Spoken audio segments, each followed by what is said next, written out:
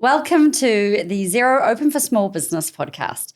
Today I am joined by the incredible Sarah Laurie. Sarah is the founder of Take a Breath, and she is also one of my favorite humans. She has the most incredible energy, which I hope anyone listening to this podcast will be able to tell via Sarah's beautiful voice.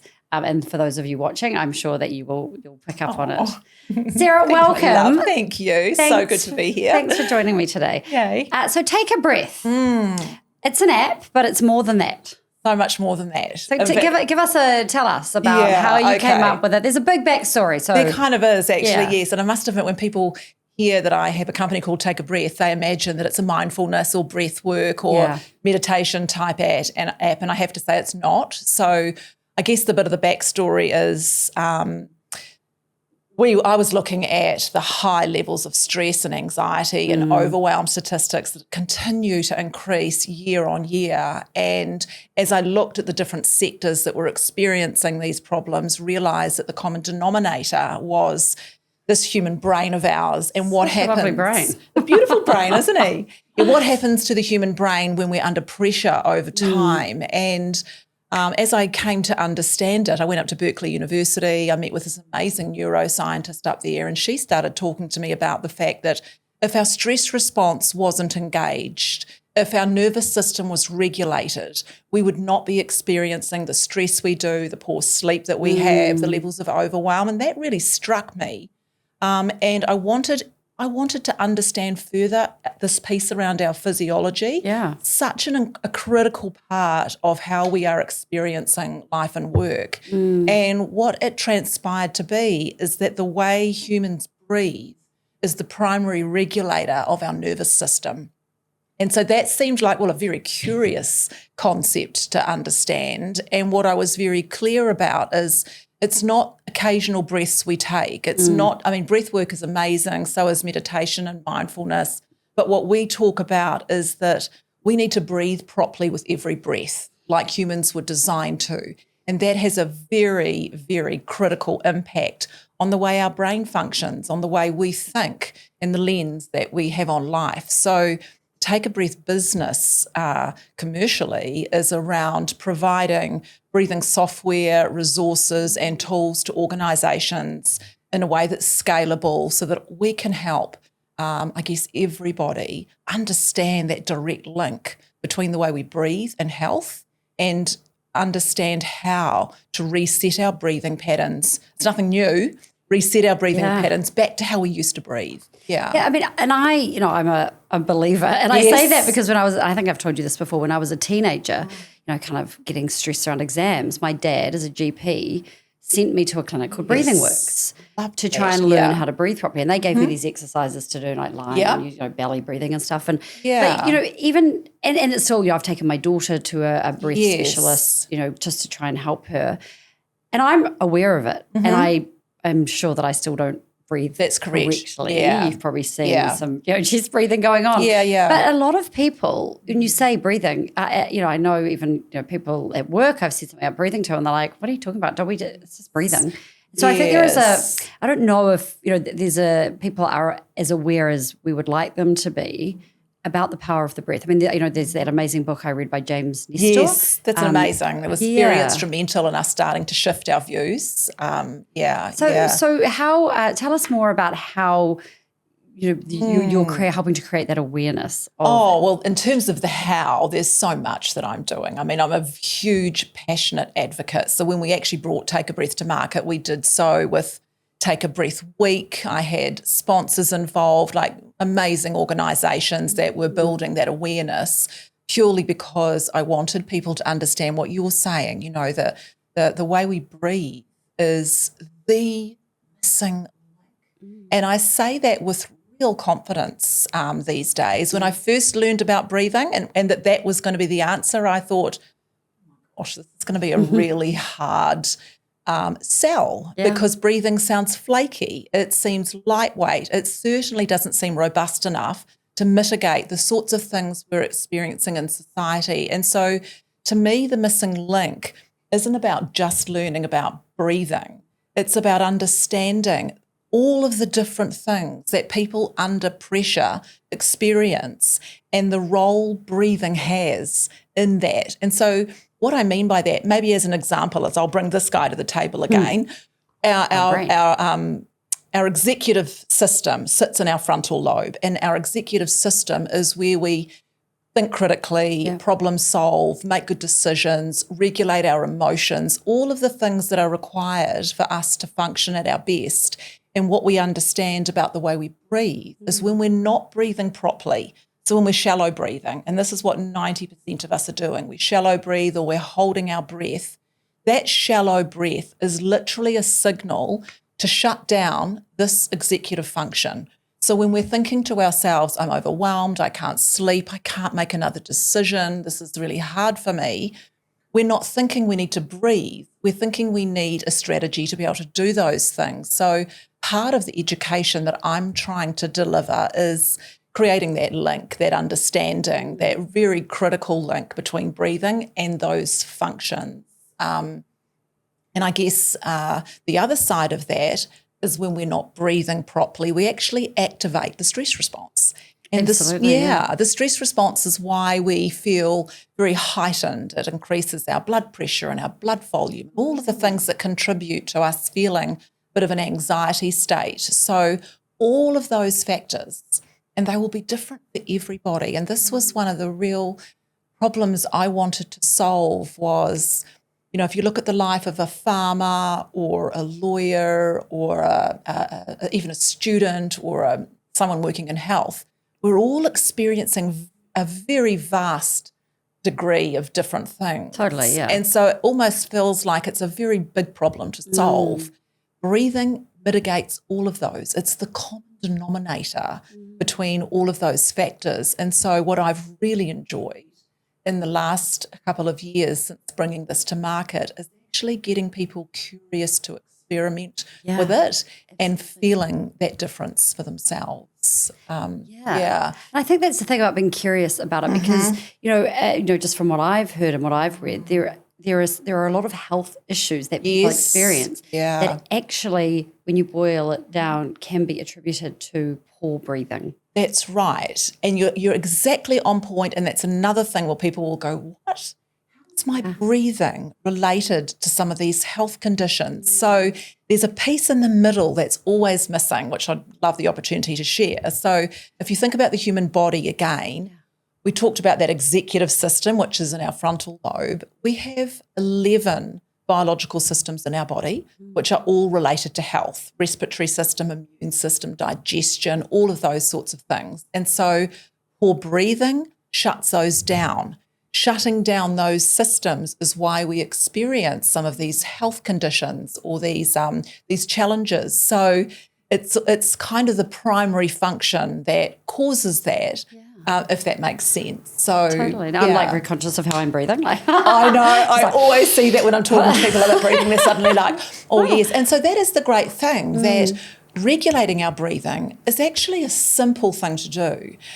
We just don't think about it because it's part of the autonomic nervous system. Yes. So having some kind of mechanism that helps us reset that, regulate that, and then create a pattern out of it is why we see the great results, and it's critical to getting those results. So let's talk about those great results because you've done a lot of work with corporates so talk to me about the great results. Look, I am so excited about these results, and again, I knew the results would be what they were. Clinically, we know that when a body breathes properly, it will sleep well.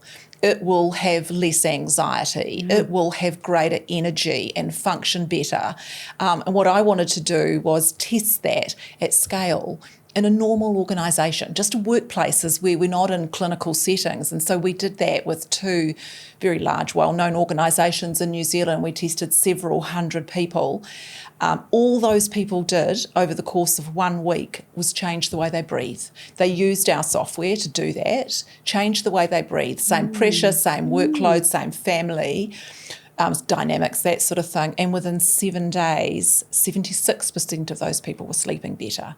Incredible. 96% had reduced anxiety, and 82% had greater energy. And they were the only things we measured. So there's a great lot more factors that would be improved just by changing the way we breathe. So I think there's a real opportunity for people to realise that when we talk about breathing, we're not actually just talking about breathing, because it does sound so simple. We're actually talking about this phenomenal human brain, and the governance that this brain has over our system and the way our brain works. And almost to minimise breathing is to minimise how our brain and body work. When we realise how interconnected those things are, we will then start to see, and we are doing, really transformative results, which I think is part of the next sort of frontier of health, actually. So, and what I love about this as well is that, as you mentioned before, stress, and I'm not just talking about the pressure, but just physiological stress. Yes. Because we are, we're always rushing. It doesn't matter which kind of part of society you're in. A lot of the time you're rushing, you're in traffic, you're just dealing with, what is a pretty busy life and world, the way society works now. Yeah. And breathing is something that is accessible to everyone. Exactly. You don't need to be a wealthy person to learn how to breathe properly, and I think that's such a useful tool, because there are some tools out there that are not that accessible. No, or that's people spend a lot of right. money thinking that to be well they have to invest a whole lot of money in something, but actually this is something that's within our own power. It's just learning the tools. And I think you're hitting on a really important point, almost as we move into this new era of health and capability, that, in the last few decades, perhaps we've been very much searching externally for strategies, methodologies, new ways of managing this new era of pace and pressure. And I think there's a real opportunity and a great need, actually, to turn back to how the human brain is designed, that humans are actually designed for excellence and to be really well. And when we actually start to unpack that, we have a lot of tools at our resource based on our physiology that will support us with that. And that was a really important part of the different pieces of work that we offer. It's about, I call it the human intelligence factor actually now, because I think in this new moving forward, we need to start to place value on the sorts of things that really build capacity and capability in humans. And perhaps a bit like breathing, some of those things. You and I have talked about that idea of celebration and recognition. They seem like nice things to have. They are fundamental, critical parts of high performance that until this point we haven't really unpacked. So that's a... Well, that brings me to an interesting point, actually. We at Xero did some research into small businesses and how they celebrate success and recognition. And we found that 17% of SME owners don't celebrate their successes at all. It's kind of part of our culture, isn't it? We focus on maybe what doesn't work so well, and when things do go well, we don't really stop and celebrate things. So so let's talk about that, and about how breathing is really just part of this movement about taking care of ourselves, and part of taking care of ourselves is about cutting ourselves some slack. Yes, I think it is. And setting some realistic goals, and then celebrating when things go well, which I think business owners are particularly bad at. Yeah, I think we are, and I also think it's a little bit about the New Zealand psyche, perhaps. I went up to New York for business in the middle of the year, and two different people up there, both of them actually had worked in New Zealand for a period and then have been up in New York now for the last couple of decades, and said to me, there is no tall poppy syndrome up here. No. And that was exciting for me, but I also realised that when they were asking me about the successes I'd had in this business and, what some of my own personal successes, I was quite cautious as I started to talk about them. And then it felt quite freeing and energising to actually be able to genuinely share them and feel celebrated. Not because I wanted an award or anything, but because when you feel that way, it gives you optimism. When you are optimistic, you're better able to problem solve and think of new ideas. So I mean, if it helps Absolutely. us, I think we almost need to circle back to going, recognition and celebration isn't just something nice. We're not just giving you a pat on the back. This is, again, it's about capability. We are building capacity. And capacity isn't just about, I can do more. I think it's about, I can be my best. I can handle more. I can, and we can handle more. Yeah. And I think we are going to become into a whole new era of, what capability is all about. Because I think to this point, it's been about be productive, do more, try and be efficient. And I think there's some flaws in that, especially as we navigate, growing pace, growing technology, all of that sort of thing. The opportunity to step back and go, what am I trying to say here? It's not just about, feeling celebrated or being calm or organised. It's actually about knowing how are we going to navigate this next phase as our best? And in my view, recognition is going to become a big part of that. Yeah. And it's interesting because, when we are, as you said, Kiwis, I think particularly poor at accepting compliments, at celebrating our successes, or it is that tall poppy. You don't want anyone to think that you are arrogant or that you're up yourself, but actually there's something genuinely positive, and you exude really positive energy when you can relax and accept or say, this is going really well. I've done this really well.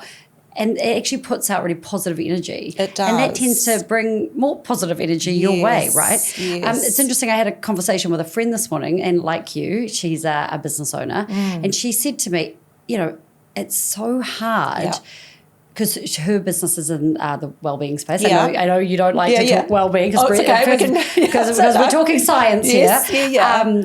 But she said, it's so challenging, and yet I'm trying to sell a product that is in the wellbeing space, but I don't feel particularly well because the pressure on me as a business owner. And she believes there's this kind of psychology or this expectation, I guess, of entrepreneurs to be, working 24 hours a day, burning out, never sleeping. It's so hard. You've got to hustle, which is totally at odds with the ethos she's trying to promote, which is very similar to you. Right. So how do you, you're a business owner, and it's not easy. No. So how do you reconcile, what, you've got the amazing breathing to help you, but how do you reconcile that? And how do you make it work for you? Do you know, it really has been a labour of practicing and experimenting with these tools. And I can say hand on heart now, I'm in this space of the science of breathing for the last 5 years. Prior to that, I was working in this space in a much broader sense around human capability and health. And so, ideas around gratitude and celebration and order and values and purpose were very fundamental to the work that I did. And I know to be true that when we focus on those things, when we make them part of our strategy, we cope. And I have been in stages in my life where I didn't do that and I didn't cope. So it is about, again, and this is why I'm excited about this next era, is we have to realise that those components that your friend was referring to this morning are a part of health and high performance. Yes. And it is going to take some really curious and innovative leaders, I think, to start, and we're seeing some of that now, which I love being a part of, to start implementing these tools as part of workplace performance.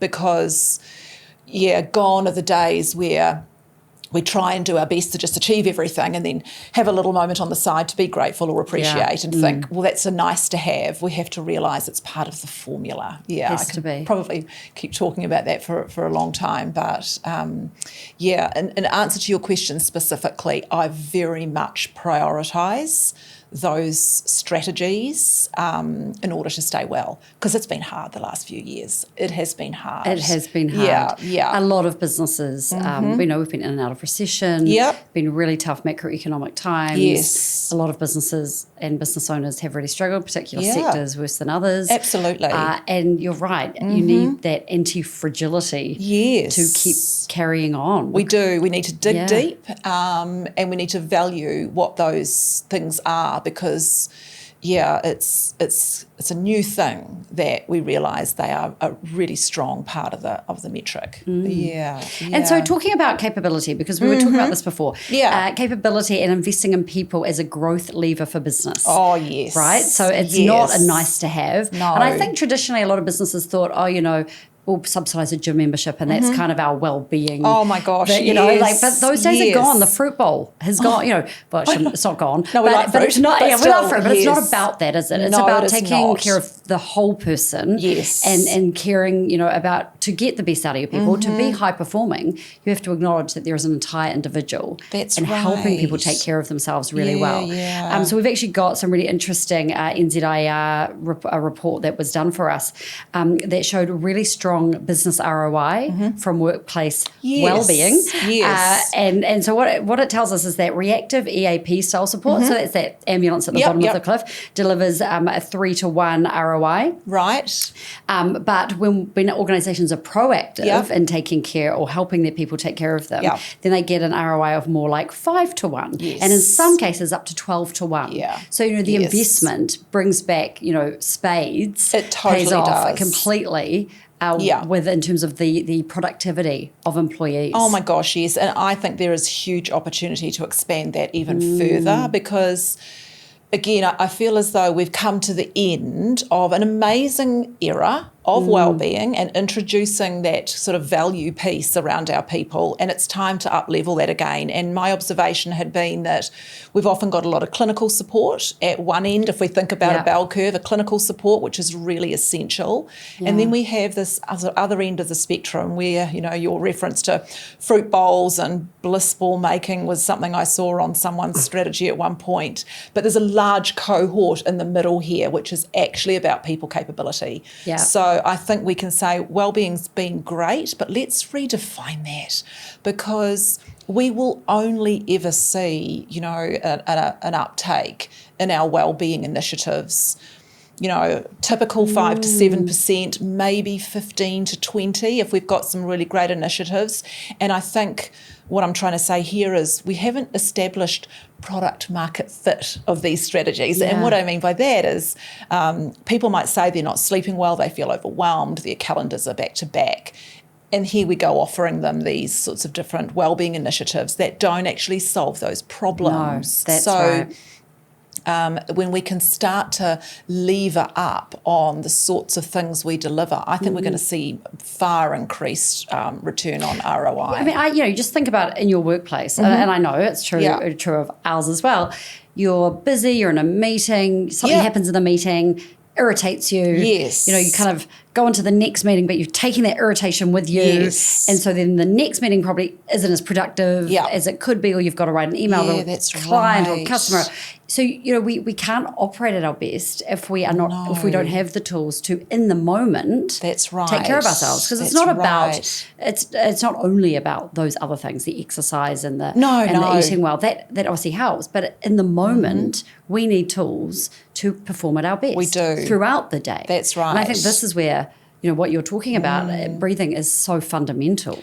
Oh, look, having the tool to sit in a meeting and breathe while you're in it. Breathe while you're in it, and then respond appropriately. Yeah, or that's that respond, whole not thing react. about regulation, isn't it? So, regulation, I think, is going to become a new thing. It's already being talked about, but regulating our bodies to be able to cope with the sorts of things you describe. I think there's probably a couple of things to unpack here.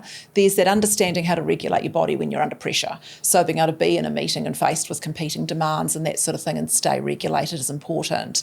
Understanding, there's this really interesting, and if you experiment with it yourself, science around our ability to replace one thought with another. So, a psychologist, so like a CBT type thing? Possibly. Do you know what I like to try and do is if there's been a word or a buzzword that we've had in the past, not to jump back to it too much because then we think, I've heard about that, I know what that is, and reframe it a bit. But yes, CBT is, I guess, essentially what it's about, but it's being able to reframe. And when we do that, we literally change our energy. Gosh, I don't know if I've got time to tell a little story on this. Tell the story. Okay. We've got time. Well, it was just, I almost laughed at myself when it happened because my son, as you know, he's a music artist. He left New Zealand. Sarah's son is a gorgeous, amazing rock star who's friends with a whole lot of celebrities in the US. Everyone check him out. It's a crazy world. But anyway, in lockdown, he moved from Auckland up to Los Angeles, and we were all super excited for him before he went. Such a great opportunity. He was signing a record deal. It was going to be amazing. As the time drew closer to him leaving, I started to feel real worry and panic about him going. And all of those worries about what it was going to be like for him. It was affecting my sleep, making me feel a bit choked up, actually. Aww. I would wake in the night worrying about him and wondering, what was going to happen. I was talking to a friend about it. It was actually Lou. And she goes, Sarah, you know better than this. She said, are you proud of him? I said, I'm so proud. Yeah. She goes, are you happy for him? And I was like, I'm so happy for this opportunity. And she goes, well, remind yourself that when you're feeling worried, when you're feeling anxious, change your thinking. And I guess the point I make around this, such good advice. Clever, Lou. It doesn't mean the situation changes, and that's what we have to remember. Doing that doesn't mean we're not faced with the pressures. It changes our lens. So that night, actually, it was actually the night he was flying out. So he flew out of Auckland at 10:30 at night. I woke at 2 o'clock in the morning again, and I felt an even greater panic. I just woke, not only is he going, he's gone and he's in the air. And I thought of what Lou said, and I just lay there and I thought, oh my gosh, I'm excited for him. And in the dark, I just felt my body ease. Yeah. So all of our stories will be different. But when we can deliberately change our thinking about a situation in that moment, we create ease. And remember, we're not just trying to create ease and calm, but ease and calm does this. So Absolutely. Ease and calm brings back, problem solving, critical thinking, able to have perspective, the things that we lose when we're under pressure over time. 100%. And that's so important in our personal lives. Oh, very much. But so important at work. Well, that's it. Yeah. And again, if we come back to the whole reason I am here, is that whether it's our personal life, whether it's one industry or another, one meeting or one person's day at work, the tools that we start to understand about the way our brain work will regulate all of those things. They are common to all of us. So it is gold, really. So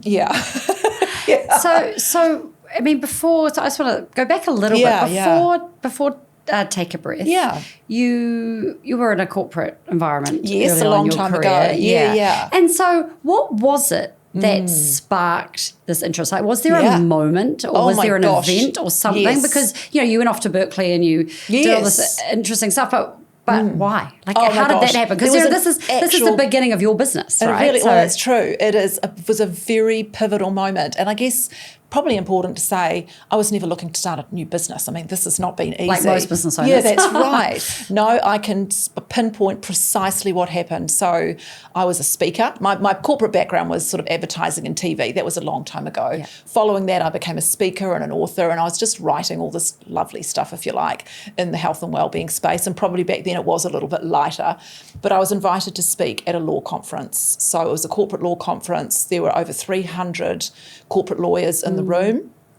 As is always typical, I was the last speaker. I was the wellbeing speaker. I think I was that token little, we better bring Sarah along to kind of lighten up the day.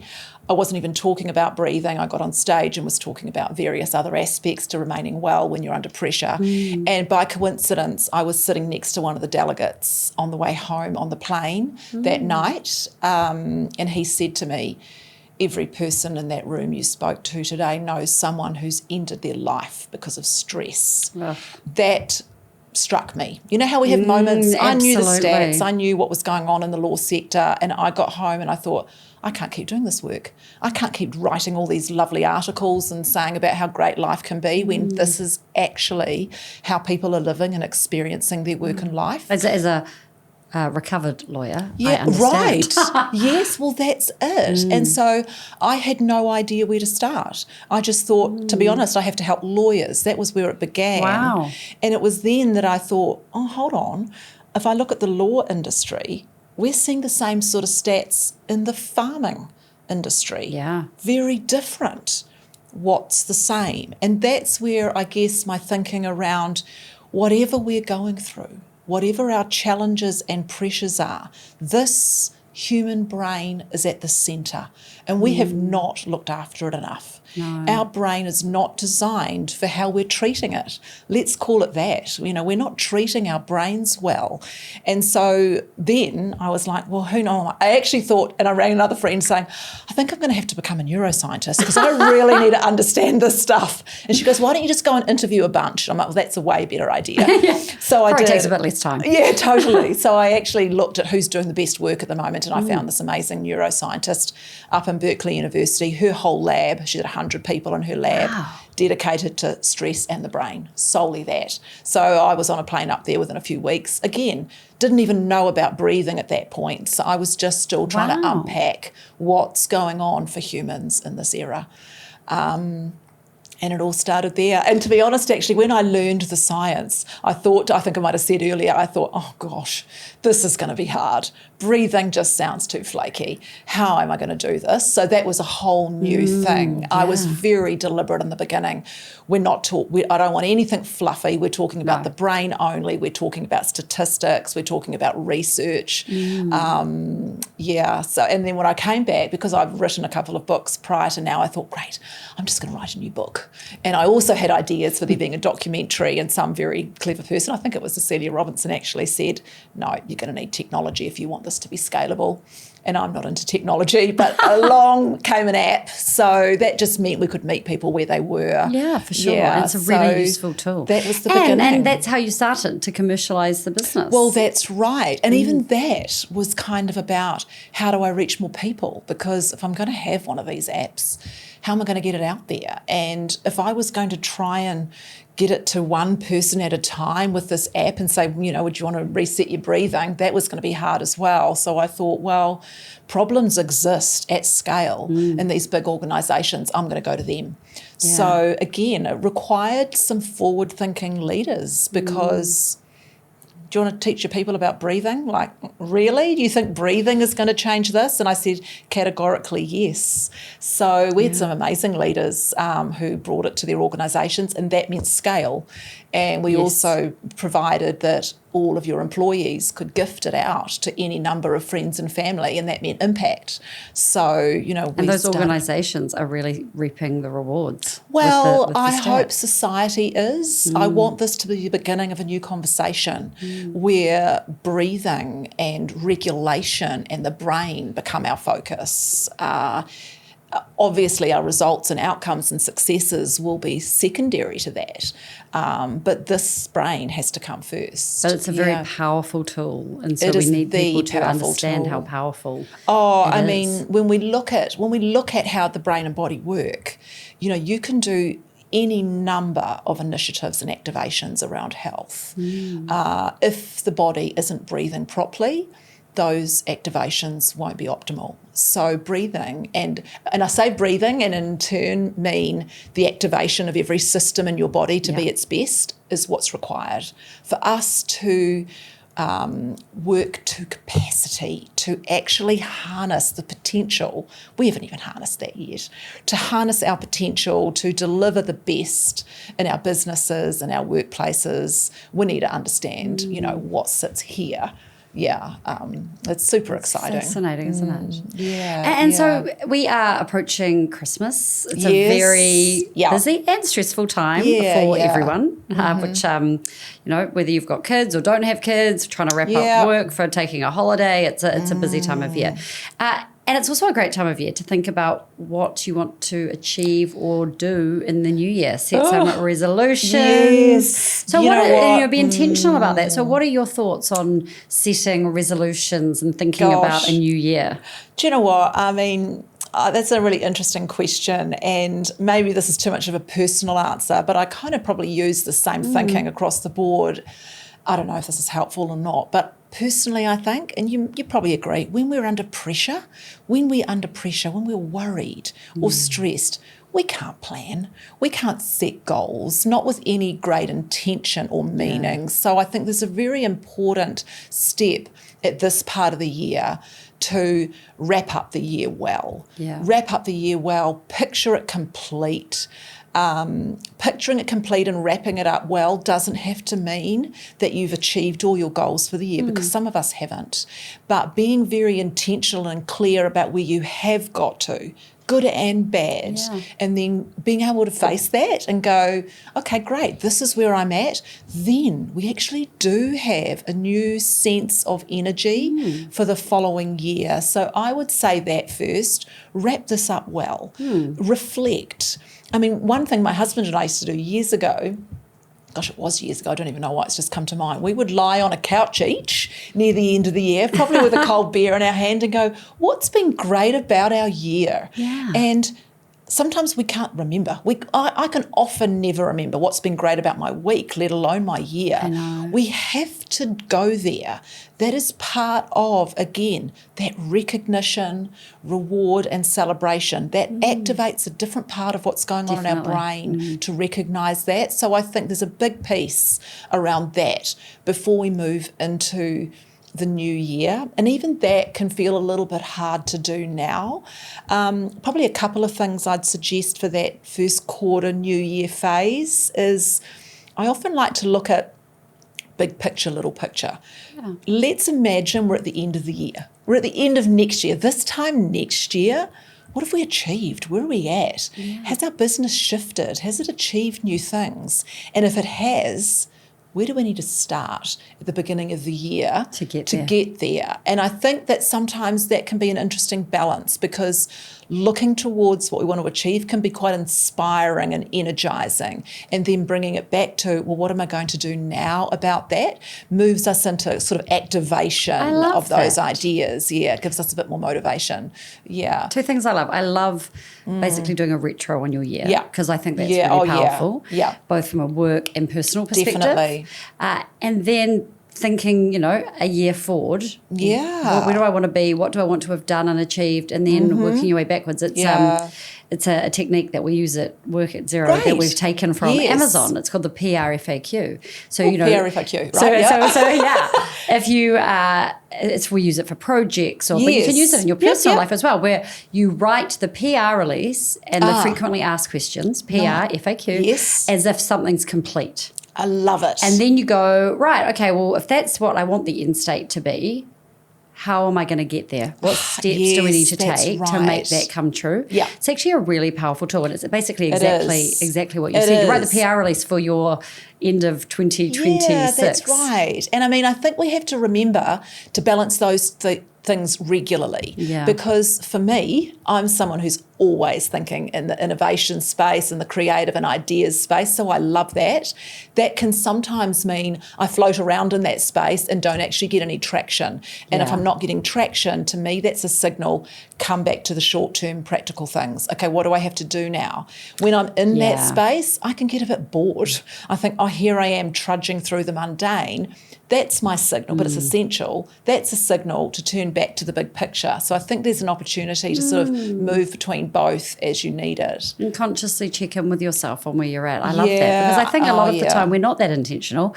We go from day to day and week to week, and we're kind of just following the motions and doing what we think we have to do. But pausing and reflecting and noticing our breathing and where we're at physiologically as well as psychologically is really important and really transformative. I totally agree. And in fact, I think it's probably the second biggest thing. I mean, if I think about, there's this cool little universal law. The first universal law of growth of expansion and growth is systems. We need to be planning and putting these things into place in our day, in our week, setting. What we don't have anymore in this era is start and end points.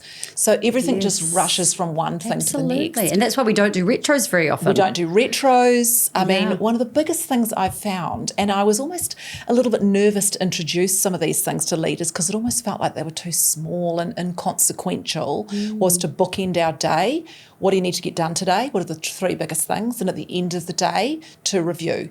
typically those things don't match. The things you say you want to get done, you don't get done. Something derails it. That's right. But the act of reflecting and going, okay, right, I didn't achieve that, I need to reorder it, really does give us back a sense of agency and control about how we're managing things. Yeah. Doing that on a weekly basis. I mean, it's all about scale, really, isn't it? How often do we need to do those things to maintain our sense of being in control of things? Because, I love that, though. It does give us agency. Yes. I think sometimes that's the hardest thing, is to feel that things are out of our control or things are Very difficult much. to control. But actually, there are little tips. That's a great tip. I'm going to adopt that. I always have a list a mile long. I actually said to my husband this morning, I've got so much on my list I haven't done. I've got to get on top of my list. Don't get me started on that, because I need to give you a whole new strategy about creating effective lists. Okay, I need that. I'm going to need that. They should only be for the day that in hand. You should not have a list that expands days and weeks. But I need a list of all the things I have to do, because if I don't have it written down, I'll forget. You will absolutely forget, and that power of the pen, you need to write it down on paper. But here's a quick little recce on how to do it. Yeah. Write everything down that comes to mind that you need to get done. Yeah. It'll probably be huge.